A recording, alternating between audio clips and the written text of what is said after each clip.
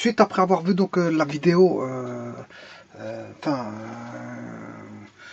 sur la construction des parties d'un ensemble à 3 éléments, ainsi que l'ensemble des parties, je vais refaire plus ou moins la même vidéo, mais avec non plus 3 éléments comme la vidéo précédente, mais avec 4 éléments. Alors, je prends 4 éléments, toujours pour voir les parties d'un ensemble et l'ensemble des parties. Si je prends un ensemble que j'appelle E, je vais mettre A, B, C, D. Bon, la vidéo à 3 éléments avait développé tout ça convenablement. Hein. Je veux dire, le développement était complètement, je veux dire, fait de telle manière à bien tout comprendre. Ici, je vais faire directement la table de Carnot. Je peux pas passer par les cheminements pour avoir la table de vérité. Je m'excuse, pour avoir la table de vérité. Je ne vais plus faire les cheminements pour avoir la table de vérité, parce que je vais faire directement la table de vérité avec ceci pour aller rechercher, si vous voulez, les différentes parties. Alors, les différentes parties, on pourra avoir la partie P qui est, on pourra avoir A, la partie P qui est B, la partie P qui est C, la partie P qui est D. Voilà, là on a chaque fois un sac de thon. Bien sûr, on pourra avoir l'ensemble vide, la partie P qui est AB, la partie B qui est AC, partie P qui est AD, la partie P qui est BC, la partie P qui est BD et la partie C qui est la paire CD. On aura la partie qui est donc ici on retrouve l'élément AB. Je m'excuse, ici il ne faut pas de virgule. Normalement il faut un point ou une croix. Bon, ici je mets des croix. Ici je vais remettre des points pour dire qu'on a les éléments BD, voilà, de l'ensemble B, D, C, D. Et enfin on peut avoir A, B, C, A, B, D, A, C, D, et enfin B, C, D.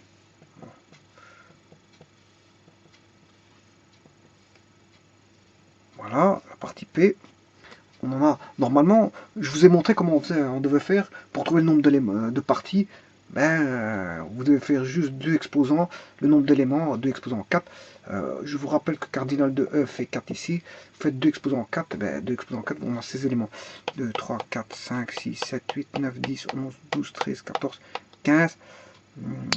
Et il me reste, bien sûr, vous l'aurez compris, le E, l'ensemble E, qui est A, B, C, D. Voilà, on prend tout. Quand on prend tout, on prend l'ensemble E. Donc ici, j'en ai bien assez. 1, 2, 3, 4, 5, 6, 7, 8, 9, 10, 11, 12, 13, 14, 15, 16. Voilà.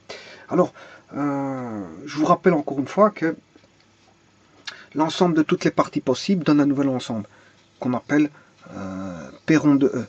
Bon, ça, c'est P rond de E.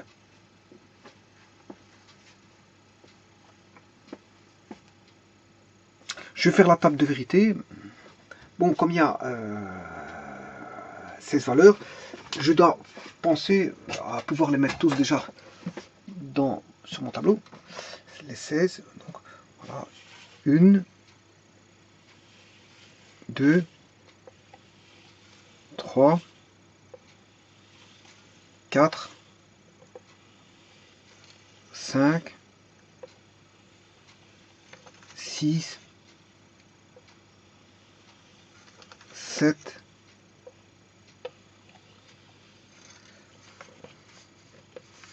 8, 9,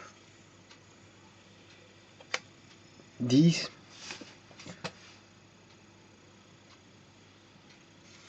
ouais. En fait, je suis gêné par le rail ici.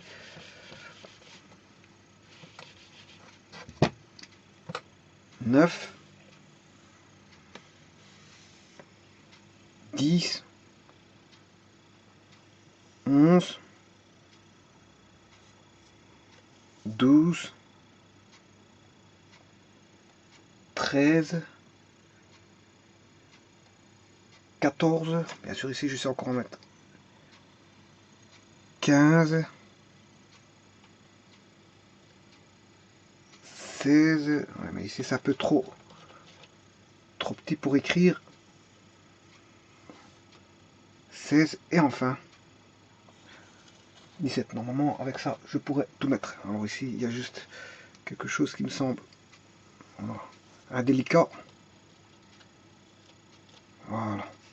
Alors maintenant ici on va mettre les entrées. Comme on a A, B, C, D, ben, je vais mettre voilà, séparé en 4 colonnes. Voilà, là, est-ce que A appartient à la partie P? Est-ce que B appartient à la partie P? C'est la question. Et C, est-ce que C appartient à la partie P? Est-ce que D appartient à la partie P? Et le résultat, on va l'indiquer ici. Et donc, en fonction de oui ou non, est-ce que A appartient à oui ou à P, oui ou non, eh bien, on aura la formation de la partie P. Voilà, alors maintenant, pour faire une table de vérité comme ça, ben, j'ai combien de lignes? 1, 2, je dois en avoir 16, 3, 4, 5, 6, 7, 8, 9, 10, 11, 12, 13, 14, 15. Voilà, j'ai mes 16 lignes, donc je saurais tout mettre. Donc si vous voulez, j'en ai 2 en trop.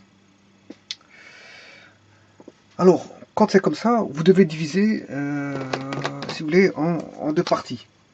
16, vous divisez ici en 8. Puis quand vous avez divisé ici en 2 parties, voilà, vous rediviserez à partir d'ici en 2 parties, à partir du 4. Voilà. Tout comme ici, je diviserai ici au niveau du 12. Celui-ci va se rediviser en... Oui, j'étais un peu trop loin. Oui, ça c'est bon. Ici, il va se rediviser en 2. Et là, il va se rediviser en 2. Voilà, si je fais ça, je redivise en 2. Là, pareil. Il va se rediviser en 2. Et puis en 2. Ainsi de suite. Tout ça pour vous dire quoi? Ben, c'est les différents chemins, oui, non. Donc ici, vous mettez les chemins directement. On met d'abord le nom qui est la valeur 0. Donc vous aurez oui 0 et la valeur vraie qui est vrai, oui ou true qui est la valeur 1. Voilà. Ensuite, vous mettez 4 0 jusqu'à la séparation ici, puis 4 1, puis 4 0, puis 4 1, 2 0, 2 1, 2 0, 2 1, 2 0, 2 1, 2 0, 2 1, et puis 1 0 1 0 1 0 1 0 1 0 1 0 1 0 1 0 1. Voilà, vous avez construit votre table de vérité au niveau des entrées. Voilà, il faut toujours, c'est toujours comme ça, c'est on va dire un acabit. Comment on appelle ça? Oui, c'est un, on va dire pour une table de vérité AC, c'est toujours comme ça. Voilà, c'est une organisation, si vous voulez. C'est une organisation pour avoir, c'est une belle organisation. Mais simplement, l'organisation fait qu'on a d'abord le nom au-dessus, et puis le oui en dessous. On aurait pu faire le contraire, mais c'est pas le cas. Les organisations sont standardisées en fait dans les constructions de tables de vérité. Et là, en faisant des constructions comme une table de vérité, on ne s'y perd pas. Voilà, c'est organisé de telle manière à ne pas s'y perdre. Pour la construction de, bien sûr, de la sortie, qui est la formation de la partie. Alors, donc c'est un style à garder toujours. Quand on a du 16, c'est toujours comme ça, on divise par 2, Mais même si on a du 8, on divise par 2. J'ai déjà fait la table de vérité pour 8, parce qu'allez voir la vidéo concernant 3 éléments. Ici, il y en a 4, c'est ABCD. Voilà, est-ce que A appartient voilà, et donc là, c'était une table de vérité de 8. On l'a construite complètement, notamment avec les arbres. ce qu'on peut construire avec les arbres. Mais ici, je ne l'ai pas fait avec l'arbre parce que bon, je l'ai montré comment ça se faisait avec l'arbre. Bon, pour construire un arbre assez, il faut de la place, hein. C'est surtout ça. C'est surtout l'emplacement, il faut de l'emplacement parce que plus l'arbre devient grand, plus il faut de la place. Voilà. On ne peut pas restreindre sur un espace confiné. On a du mal à écrire, donc il faut un espace grand pour écrire, pour pouvoir écrire un arbre à 6 entrées. Mais je l'ai fait pour 8 entrées, donc, enfin pour 3 entrées. Pour 4 entrées, c'est plus délicat. L'arbre va être plus conséquent. Je l'ai fait pour 3 entrées dans la vidéo à 3 éléments. Bon, voilà. Alors, est-ce que A appartient à P? Non. Est-ce que B appartient à P? Non. Est-ce que C appartient à P? Non. Est-ce que D appartient à P? Non. On obtient l'ensemble vide. Rappelez-vous que l'ensemble vide, je vous l'avais dit, on l'a dans l'ensemble à 3 éléments. On l'aura dans un ensemble à 4 éléments. On l'aura dans un ensemble à 1 élément, voire à 2 éléments, voire à 0 élément. Voilà, le vide sera toujours présent. Comme sera toujours présent, bien sûr, donc une des parties de E, c'est de prendre rien du tout. On a 4 éléments, on n'est pas obligé de tout prendre. On n'est pas obligé d'en prendre un. Voilà, dès le moment où vous n'en prenez pas, vous avez pris le vide. Vous verrez que même dans un ensemble vide, on aura le vide. On pourra prendre le vide. Voilà. Bon, ici, on pourra prendre tout. Le tout, c'est E. C'est l'ensemble. Vous prenez A, B, C, D. Hein, est-ce que A est présent? Oui. Est-ce que B est présent? Oui. Est-ce que C est présent? Oui. Est-ce que D est présent? Oui. Donc, vous prenez E. Alors, ici, vous allez prendre le D. Donc, on va prendre ici le singleton D. Ici, on prend le singleton C. Oui, j'ai un problème de... voilà, il faut que j'écrive convenablement. Voilà, le C. Est-ce que là, je prends la paire CD. Là, je prends le singleton B. Là, je prends le BD, la paire BD. Là, je prends la paire BC.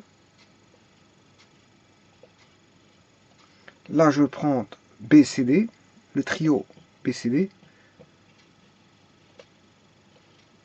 Là, je prends le singleton A. Là, je prends la paire AD. Ici, je prends la paire AC.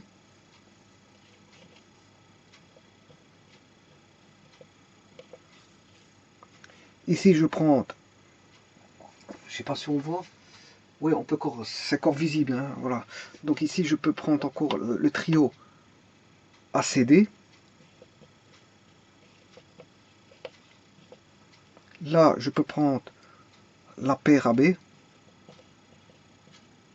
Et ici, je peux prendre le trio ABD. Ici, je peux prendre ABC. Le trio ABC. Et ici, je prends voilà, l'ensemble complet. Voilà, tout est dedans, tout est répertorié dedans. Bon. Ce qui veut dire que, bon, qu'est-ce que c'est que les sous-ensembles d'un ensemble E? Qu'est-ce que c'est que les parties d'un ensemble E?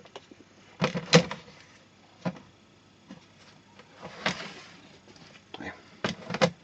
Bon, en voyant ceci, vous avez la table de vérité.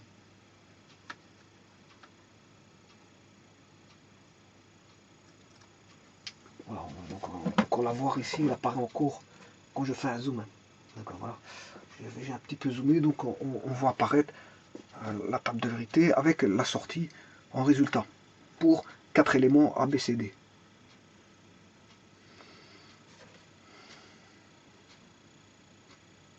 Bon.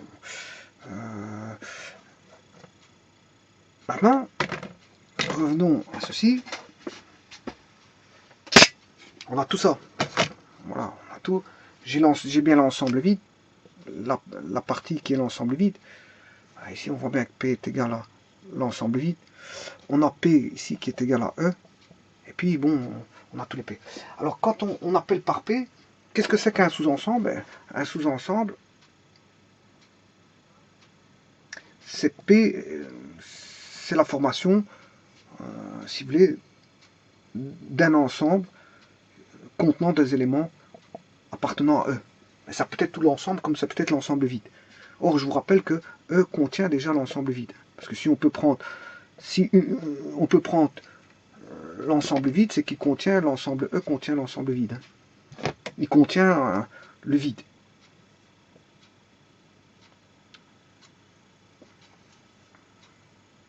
Une subdivision de E, la plus petite subdivision de E serait le vide. On peut prendre du vide en E. C'est-à-dire on peut prendre rien du tout à un ensemble. Donc les parties, c'est tout ça. C'est une possibilité de prendre le singleton A.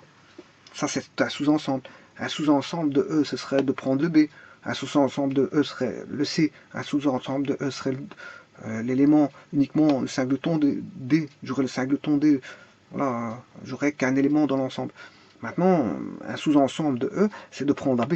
AB, là un sous-ensemble de E, c'est de prendre AC. Un sous-ensemble de E, c'est de prendre AD. Un sous-ensemble, voilà. Et ça, vous avez toutes les sous-ensembles. Et l'ensemble des sous-ensembles d'un ensemble, c'est ce qu'on appelle, se dénomme perron de E. Perron de E, c'est l'ensemble de tous les sous-ensembles possibles que l'on peut tirer d'un ensemble E. Voilà. Alors, P est une partie de E. P est une partie de E, c'est-à-dire que c'est un sous-ensemble de l'ensemble E. P est un sous-ensemble de l'ensemble E. Bon, mais là, il y a un petit problème. Parce que combien de sous-ensembles qu'on a? Ben, il faut les... Bon, soit il faudra faire un petit calcul, 1, 2, 3, 4, 2 exposant 4c, on sait bien qu'on en aura 6. Soit il faut les compter, 1, 2, 3, 4, 5, 6, 7, 8, 9, 10, 11, 12, 13, 14, 15, 16. Pourquoi il faut les compter? Parce que ici, j'ai... Bon, le P n'est pas pratique, hein. Quand j'appelle tous les sous-ensembles P, c'est pas pratique. Donc je vais faire appel aux indices. Aux indices. Bon, alors, les indices, je vais appeler l'indice. Quand on joue avec des éléments indiciels ou indicés ou indexés ou indicés, ou indiciels, à ce moment-là, bon, on joue avec ce qu'on appelle des familles. Bon, alors, si j'écris par exemple AI avec I appartenant à un ensemble I, si par exemple les I sont les naturels, on joue avec les suites. Hein. Donc on aura A1, A2, A3, A4, 3 petits points, AI, AN. Bon, ce sont les suites. Vous aurez compris que c'est les suites.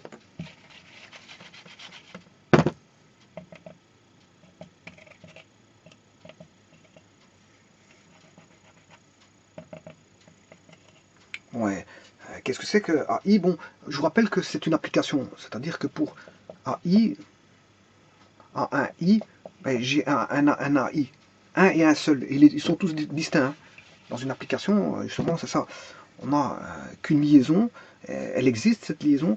Voilà. Mais que tous les AI sont distincts entre eux. Mais ici, on a les A. On a tous les ensembles qui sont distincts. Tous les ensembles sont distincts. Donc je pourrais mettre un indice. Je pourrais mettre un indice parce qu'ils sont tous distincts. Voilà. Alors,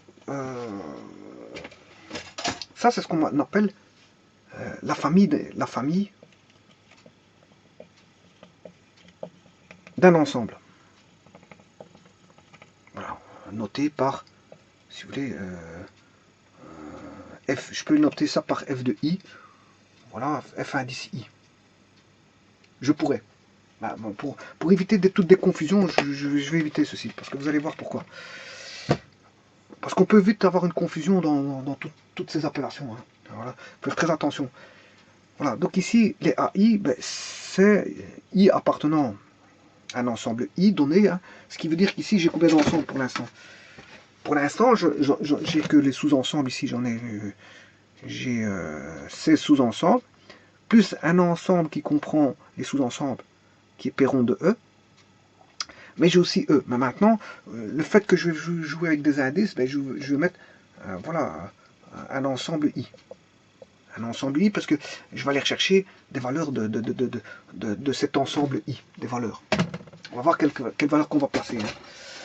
Alors, on va regarder le I. Je vais former le I. Mais avant ça, j'explique un petit peu ce qu'est une famille. Alors, une famille, bon, c'est tout simplement bon, l'intervention d'une application entre un indice et un élément qui est indicé. L'élément là, il est indicé. Voilà. Alors, on peut retrouver ici égale n, on a les suites. Maintenant, on peut retrouver ça, si vous voulez, dans les espaces vectoriels. Hein, les espaces vectoriels qui sont dénommés E, mais attention, c'est pas le même ensemble E qu'ici. Hein. Moi, mon ensemble E, je l'ai dénommé E ici parce qu'il y a 4 éléments. 4 éléments et E pour ensemble. E pour ensemble, il y a 4 éléments. N'allez pas confondre avec les E d'espace vectoriel. E d'espace vectoriel, le E d'espace vectoriel, c'est dans un champ K plus fois. Voilà, et à ce moment-là, là, le E, c'est un espace vectoriel.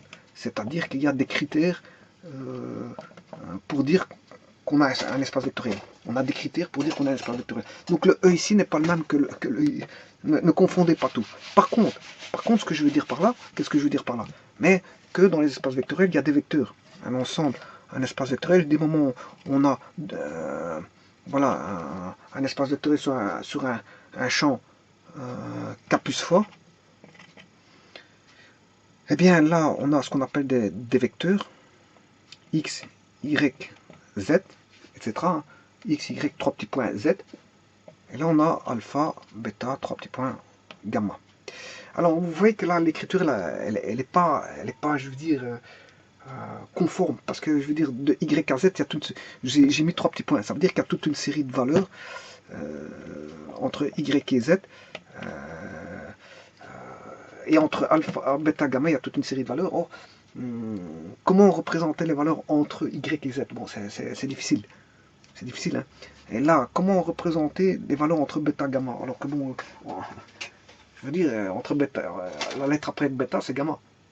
La lettre grecque, ça, on a les lettres latines, avec un tiret pour dire que c'est un vecteur de l'espace vectoriel.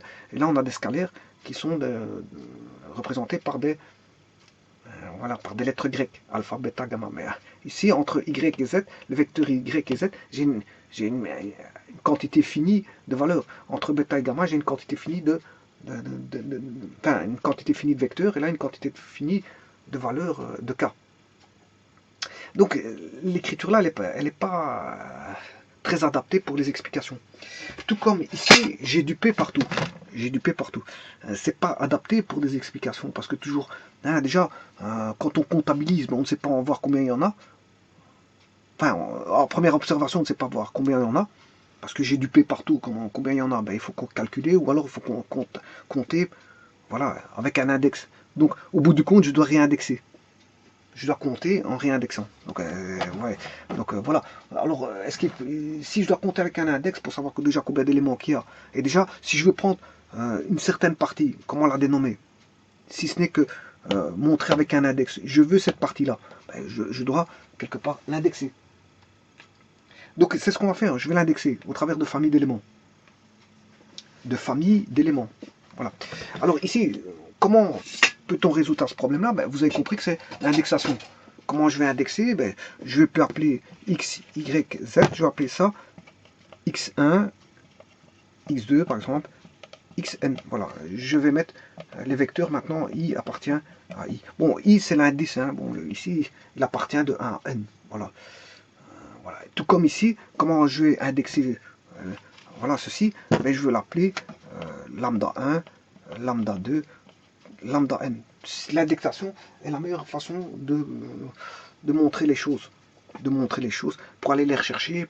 Quand on dit x4, ben, on sait bien c'est quel élément, c'est le quatrième. Voilà, c'est le quatrième élément d'une suite d'indices partant de 1 à 4. Attention, pas confondre le i. Quand je vous ai dit que c'est une application, par exemple ici c'est une application de i vers xi, voilà, pour les vecteurs, pas confondre, ici on a une suite d'indices, hein, et la suite des vecteurs. Hein. Voilà, ça c'est l'indice et ça c'est le vecteur indicé, c'est le vecteur indicé. Donc si j'ai x4, ben 4 est l'indice qui va me dire que c'est celui dénommé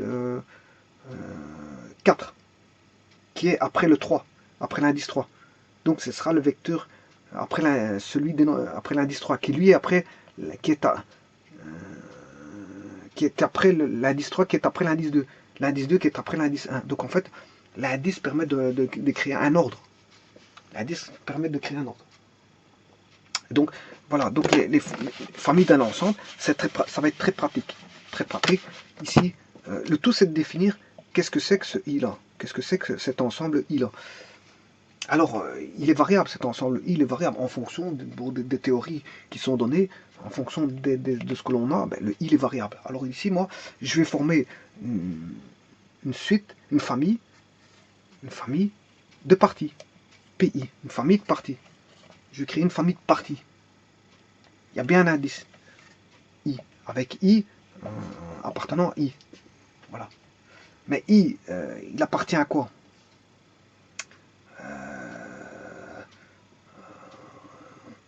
Mais le I, l'indice, ici, vous aurez compris que si je veux indicer ici, je peux le faire. J'aurai P1, oui, P2, P3, P4, P5, P6, P7, P8, P9, P10, P11, P12, P13, P14 et P15. Ah, il y a un petit problème là. 1, 2, 3, 4, 5, 6. Ouais, si je me suis trompé, c'est le 6, le 7, 8, 9, 10, 11, 12, 13, 14, 15. Et celui-là, je mettrai le 16. Voilà. Donc, en voyant déjà ça, bon, en indissant, ben, je regarde l'indice le plus élevé qui est 16, ben, on a ces éléments. Donc l'indice, il permet de voir déjà combien d'éléments qu'il y a, sans faire de calcul ici, sans les comptabiliser en indexant. Sans dire 1, 2, avec le P, mais je devais les comptabiliser ou faire un petit calcul. Là, je regarde le plus grand élément, P16, j'ai ces éléments. Voilà. Ça, c'est la première des choses. La seconde des choses, c'est que si je dis maintenant, avant, tout s'appelait P, chaque partie s'appelait P. Maintenant, si je dis la partie P8, c'est intéressant parce que P8, c'est quoi? C'est celui-là. Je l'indexe. C'est la partie ayant l'indice 8. C'est la partie ayant l'indice 8. Donc, il contient les éléments BC. Donc, on a bien P8 est la famille qui contient l'élément BC. La famille P8 est l'élément qui contient l'élément BC. La famille P10, la famille P10, la famille P10 est la famille qui contient l'élément CD. Donc, si vous voulez, les parties sont composées d'éléments, donc d'une famille d'éléments. Une famille d'éléments. Qu'est-ce qu'on peut avoir dans ces familles d'éléments? On peut avoir CD, ben ça c'est la partie 10. Je peux avoir l'élément ABD, voilà, une famille d'éléments qui vaut ABD. Là, je veux dire, c'est la partie 12. Et ainsi de suite. Donc, ici, si je remets dans mon tableau de valeurs, ben, je peux réécrire avec des indices. Attention qu'ici, remarquez bien qu'ici j'ai un indice aussi. Hein. Les indices, on peut en avoir tout le temps qu'on en veut, mais ce n'est pas les mêmes ensembles. Ça n'a rien à voir. Je peux avoir des indices autant que j'en veux. Vous allez voir qu'après, je vais créer un indice. Voilà, ici, j'ai un indice que je vais appeler I-seconde. On a un, c'est pour juste voir que ça, c'est la première ligne, deuxième ligne, troisième ligne, et ainsi de suite. Voilà. Vous voyez que bon, les indices, je peux en créer tant que j'en veux pour des besoins d'indexation, d'indices, etc. Donc ici j'ai une indexation mais qui n'a rien à... Voilà, c'est juste pour mettre une structure au tableau et dire que ça c'est la valeur, la ligne 1, la ligne 2, la ligne 3, ça commence en 1 pour pas se tromper. Voilà. Pour pas se tromper, généralement on met des indices. Bon, mais ça n'a rien à voir. Par contre, ici, maintenant, je vais mettre les parties en fonction des, non pas de P, mais de PI. Les parties indicées, ce sont des familles d'éléments. Donc, ici, si je prends la partie 1, c'est l'ensemble vide, donc c'est celui-ci. Le D, c'est la partie 5. Le C, c'est la partie 4. Le couple CD, c'est la partie 10.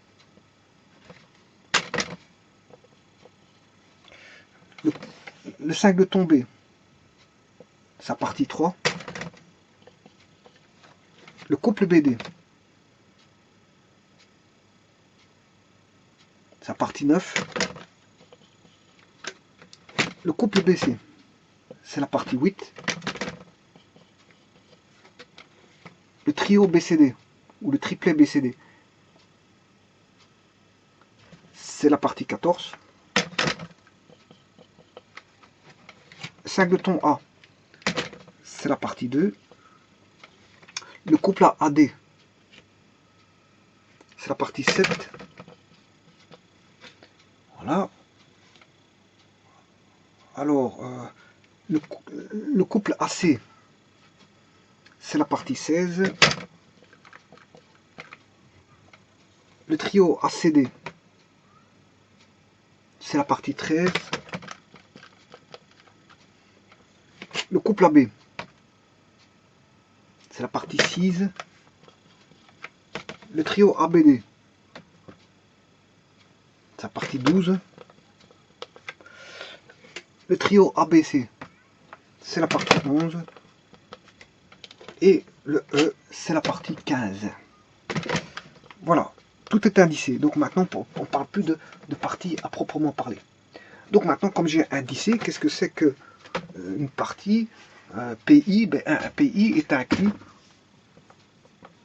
ou égal à E. Une partie PI est inclus ou égal à E. Alors, je vous ferai remarquer encore une fois que maintenant, P-ronde, c'est l'ensemble des PI. L'ensemble des PI, c'est P-ronde. Voilà, donc ici, j'ai mis, on a un indice en plus. On a un petit indice qui vient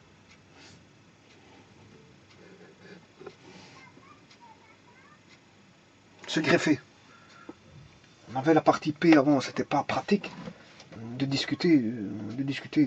Voilà, ben on a fait intervenir un indice. Alors l'indice ici, dans mes loisirs, je vous ai dit que les indices, je peux en abuser comme j'en veux. Du moment que j'en ai besoin, je vais chercher un ensemble I indiciel d'indices. Voilà. Alors ici, j'ai pris l'indice ici, ben, ça n'a rien à voir pour mes besoins. J'ai pris dans un ensemble I seconde, ou qui varie, mon I seconde, mon I va varier de 1 à 16. Voilà, mon I va varier de 1 à 16. Voilà. Donc le I seconde est égal à I. Parce que mon I, les indices que je vais aller rechercher ici pour former mes familles PI, c'est de 1 à 16. Voilà, 3 petits points, jusque 16. Et voilà, grâce à ces I, mais je forme les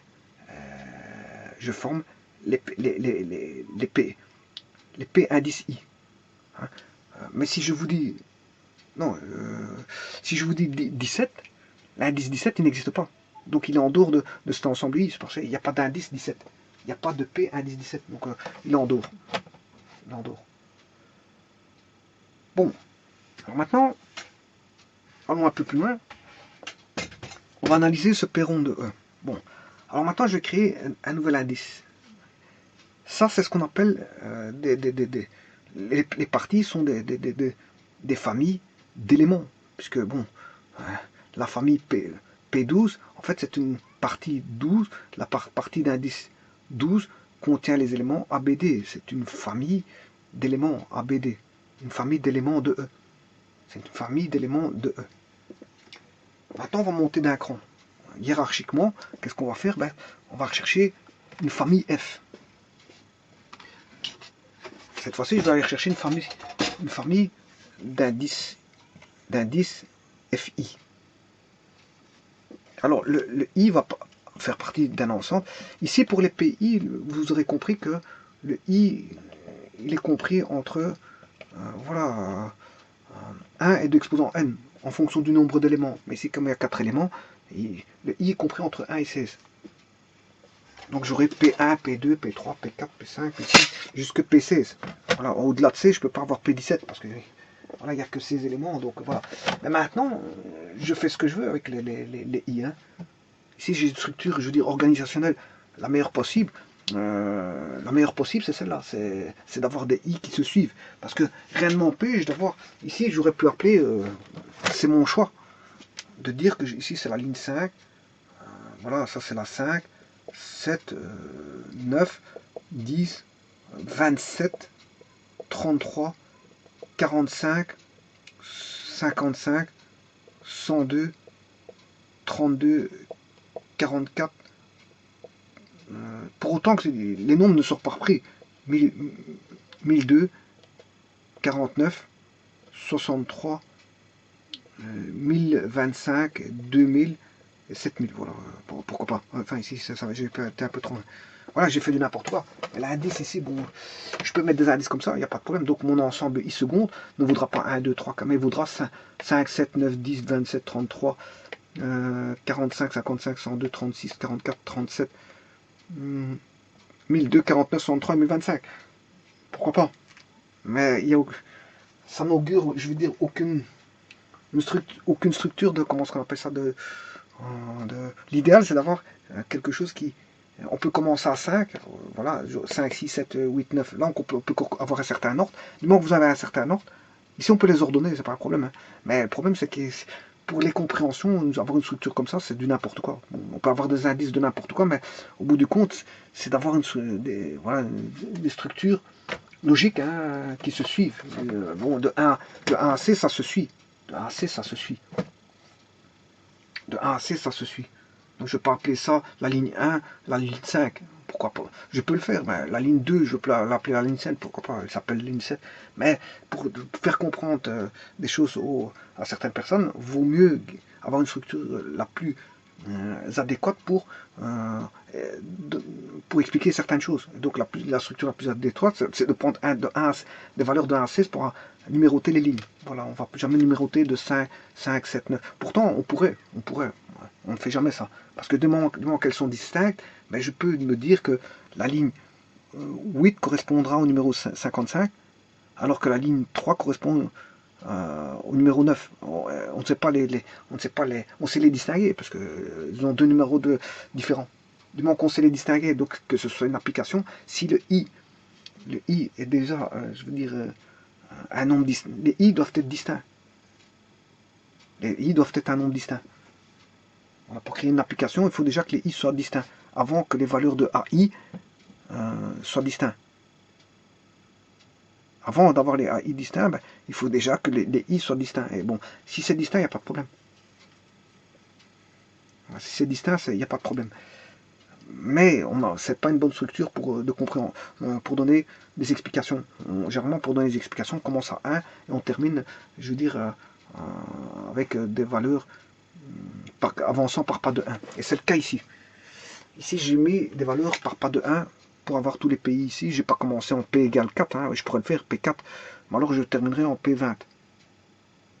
Il n'y a pas d'intérêt à faire ça. Bon, on commence toujours à 1 et voilà. C'est comme ça qu'on fait. Alors maintenant, là, j'ai créé, je veux dire, des parties indicées, donc des familles d'éléments. Alors maintenant, on va créer des familles de parties.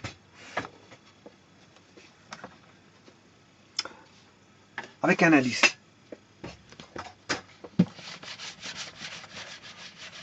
Alors, là, c'était les pays, c'est des parties. Hein.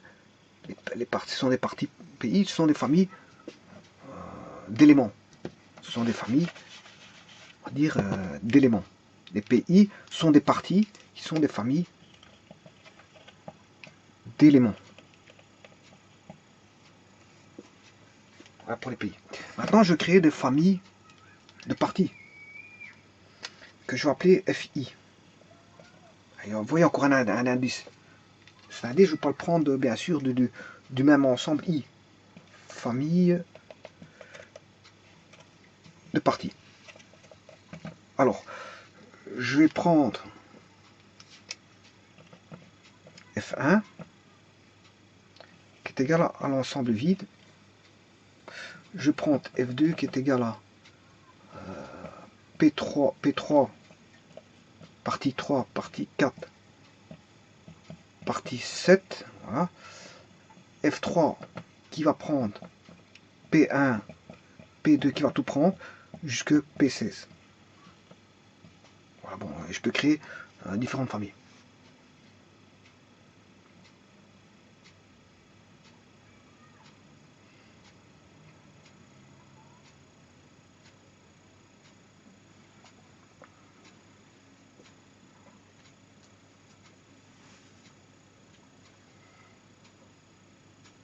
Alors déjà ici, l'ensemble de vide, je vais mettre P1. C'est P1 je crois. P1. Bon, là, il y en a déjà une structure d'extraction qui est très bien. Hein. Bon, déjà, les indices de F, ils varient de 1 à 3 ici. Voilà, les FI, ici, les FI, l'indice de I varie ici de 1 à 3. Ouais, il varie de 1 à 3. Par exemple, hein, j'ai pris... voilà. Donc, I appartient... donc, le I ici, mon ensemble I, ben, c'est 1, 2, 3.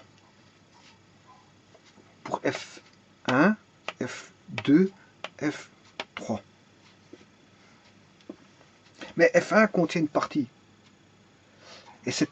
Voilà. Et là, les pays choisis sont choisis parmi quoi? Le pays... Là, le pays vaut 1. Pays vaut 1. Là, le pays, c'est 3. 3, 4, 7. Là, le I vaut... Il est choisi parmi 3, 4 et 7. Pour former, bien sûr, le pays. Voilà. En formant, en prenant I, en prenant les pays comme ceci, 3, 4 et 7, voilà, ça ce sont les pays. Donc j'aurai P3, P4, P7. En faisant ça, j'ai pris F2. Là, j'ai une famille de parties. Hein. J'ai une famille de parties. La famille de parties 2. Ben,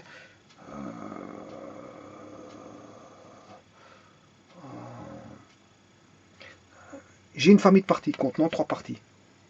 Et les parties sont des familles d'éléments. Alors, le P3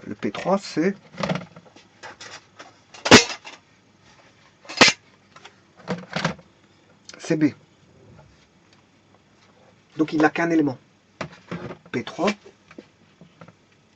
c'est égal à B. Donc la famille ici de parties, qui contient 3 parties, c'est la famille 2. La famille 2 contient 3 parties.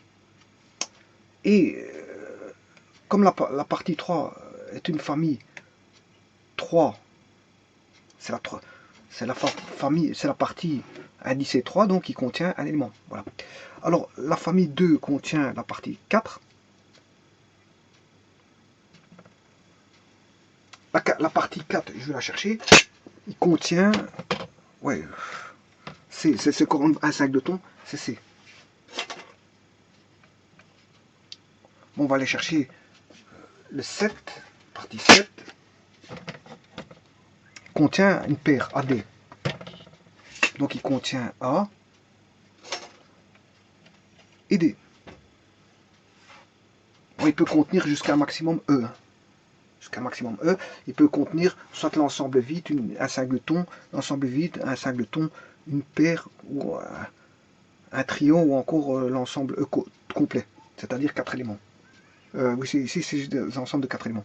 Mais ici il s'avère que bon, j'ai pris l'indice 3, l'indice 4 et l'indice 7. L'indice 3 de 4 et de 7, voilà, des parties. Donc j'ai créé, grâce à ces indices, l'ensemble c'est I, mais j'ai pris parmi 3, 4, 7. Et bien sûr, au-dessus, on a le fameux grand I, qui est I, grand I, j'aurais dû l'appeler ici I seconde, hein, parce que là-dedans, on a I. I seconde étant une partie de I.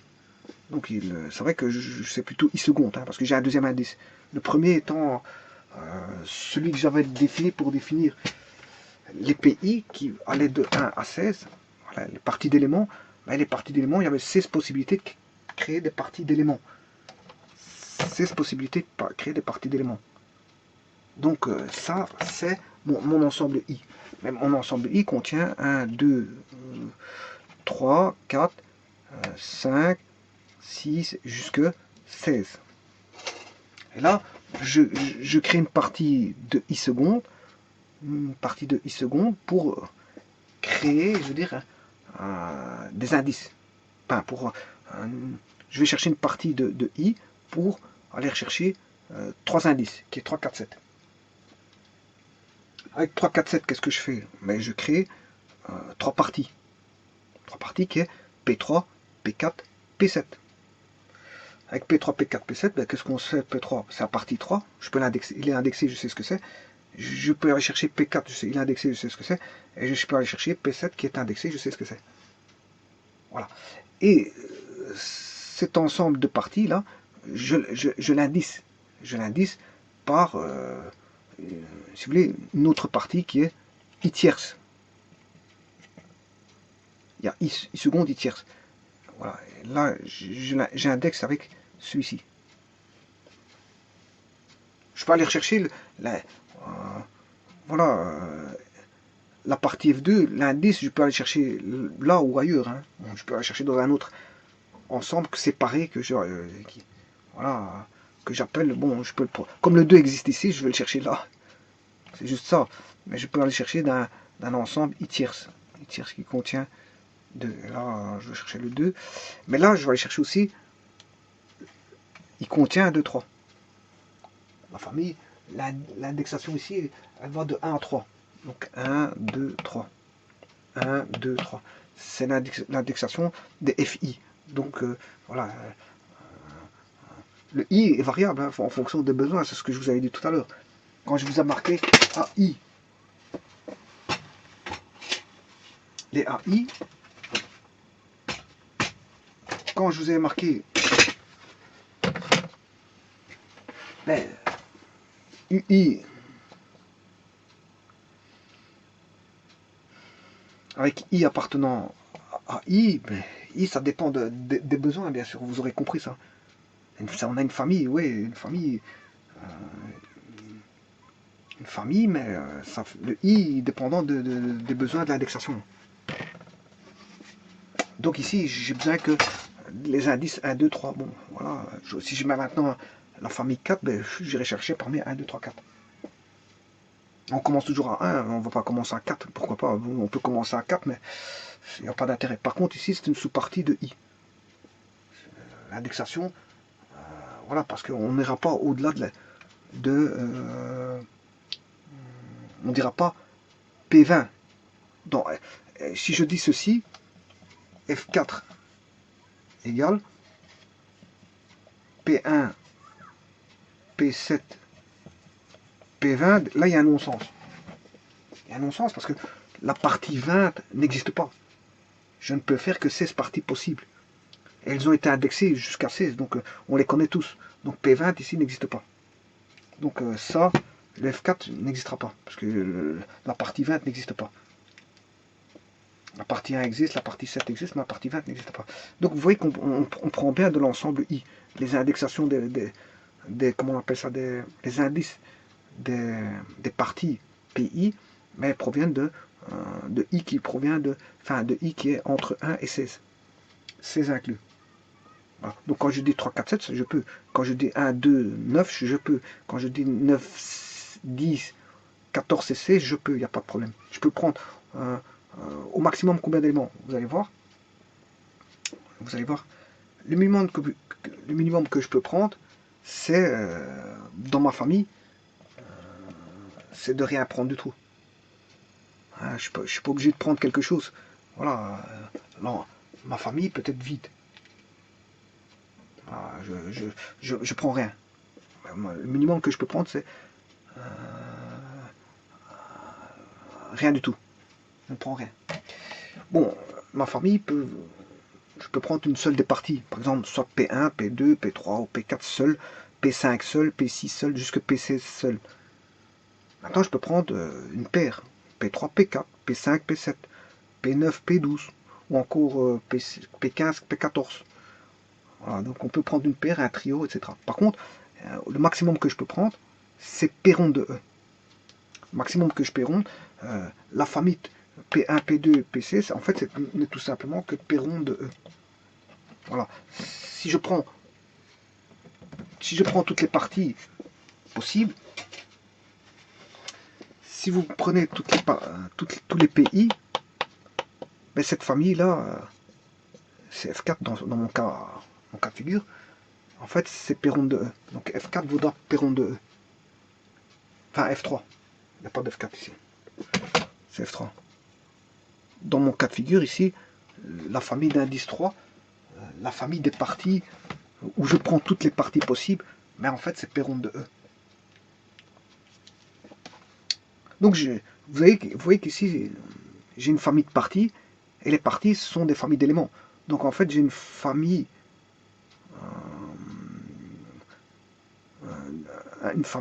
de sous-ensembles d'éléments. J'ai une famille de sous-ensembles d'éléments.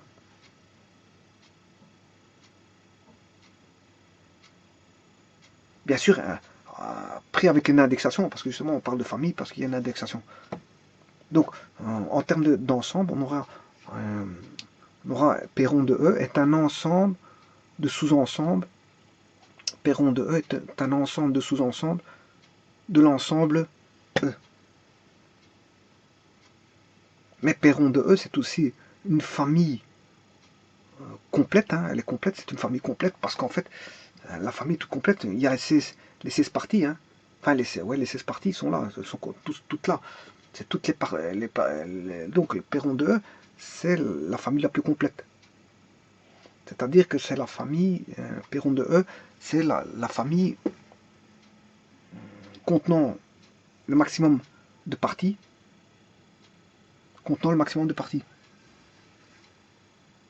Donc c'est le P rond de E, c'est la famille de tous les sous-ensembles possibles d'un ensemble E, si vous voulez. Et quand on a le terme famille, il y a une indexation. Puisqu'en fait, dans mon cas, moi, celle qui contient le plus d'indexation parmi celle qui comprend le plus de parties, mais c'est dans mon cas, moi, c'est le F3. C'est celle indicée F3. Dans mon cas, moi. Voilà, si je prends F3, ben, il va de P1. Je prends toutes les parties de 1 à 16. Donc dans mon cas, moi, ici, dans mon cas de figure, ici, ben, la partie P rond de E, ben, c'est la famille 3. C'est-à-dire celle qui contient, je veux dire, toutes les parties. Alors vous voyez qu'ici, ne pas confondre les FI et les PI. Les PI, ce sont des parties, et les FI sont des familles de parties. Mais les PI sont aussi des familles, mais des familles d'éléments. Alors pas confondre famille d'éléments et famille de parties. Voilà.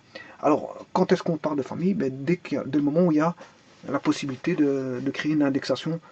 Voilà, une indexation. Une indexation de quoi? Ben, d'éléments. Qu'est-ce que c'est qu'un élément? Ben, si vous avez un ensemble, on parlera d'éléments d'un ensemble. Mais si vous parlez voilà, de parties, ben, les parties sont les éléments aussi. Les parties sont des éléments aussi d'un autre ensemble qui est P rond de E. Voilà. Donc, quelque part, on a toujours un regroupement je veux dire, d'ensembles dans des sous-ensembles. Voilà. Et donc, on a la famille d'éléments, pas confondre la famille d'éléments avec une famille de parties. Mais, je veux dire, dès le moment où vous entendez famille, c'est qu'il y a une indexation. Famille d'éléments, c'est indexé, c'est-à-dire famille d'éléments, ce sont les parties. Les parties sont indexées ici. Les familles de parties sont aussi indexées. Voilà, ça c'est des familles de parties, j'en ai fait que 3 avec des indices de 1 allant de 1 à 3. Alors que mes familles d'éléments, ben, ce sont les PI, et les PI peuvent varier de 1 à 16. Voilà, alors, qu'est-ce qu'on dira? Dernière chose, qu'est-ce qu'on dira? On dira que, qu'est-ce que c'est que P ronde? Ben, P ronde, c'est tout simplement les parties, voilà, c'est toutes les parties telles que les pays, s'ils sont indexés, s'ils n'étaient pas indexés, c'est ça. Hein. Voilà, s'ils n'étaient pas indexés, c'est ceci. Quand j'avais appelé tout à l'heure P, il n'y avait pas d'indexation, on ne parlait pas de famille. Maintenant, dès le moment où vous parlez d'index, vous mettez une indexation, comme ceci, là, fatalement, vous êtes obligé de parler de famille. Donc, qu'est-ce que c'est que P rond de E, l'ensemble? C'est l'ensemble de toutes les parties, de toutes les parties d'un ensemble E. C'est-à-dire, ce sont un P rond de E, c'est tous les sous-ensembles possibles qui peuvent être créés en extrayant des éléments de l'ensemble E. Mais maintenant, ici, qu'est-ce que c'est la même chose. Si vous mettez une indexation, ben c'est tout.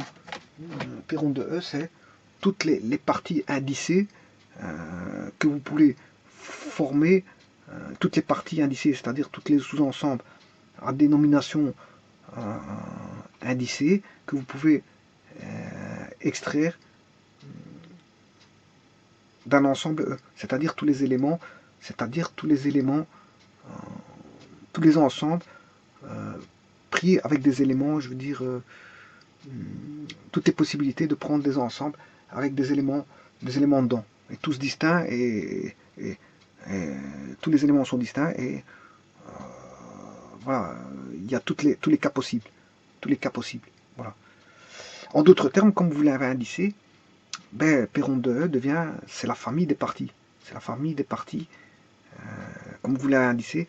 Là, dans ce cas-ci, c'est indicé, donc là, on peut parler de famille, alors que là, non, c'est la famille des parties, de toutes les parties possibles que vous pouvez créer. Et là, la famille F3, c'est toutes les familles, c'est toutes les familles possibles que l'on peut extraire de l'ensemble E.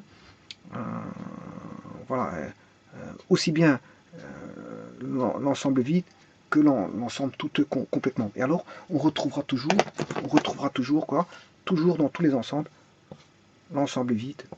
Et vous allez voir qu'on va toujours retrouver ça, même si on n'a que deux éléments, même si on n'a que un élément, et même si on a l'ensemble vide, vous verrez qu'on aura toujours deux éléments qui seront inclus dans l'ensemble. On les retrouvera toujours. Bien sûr, on aura peut-être d'autres pour n égale pour n différent de 2, il y en aura d'autres. Voilà. Mais pour n égale 2, il y aura au moins ces deux-ci. Pour n égale 1, il y aura, vous allez voir que. Et pour n égale le vide, on pourra retrouver aussi ceci. On verra bien. Voilà, je vous remercie.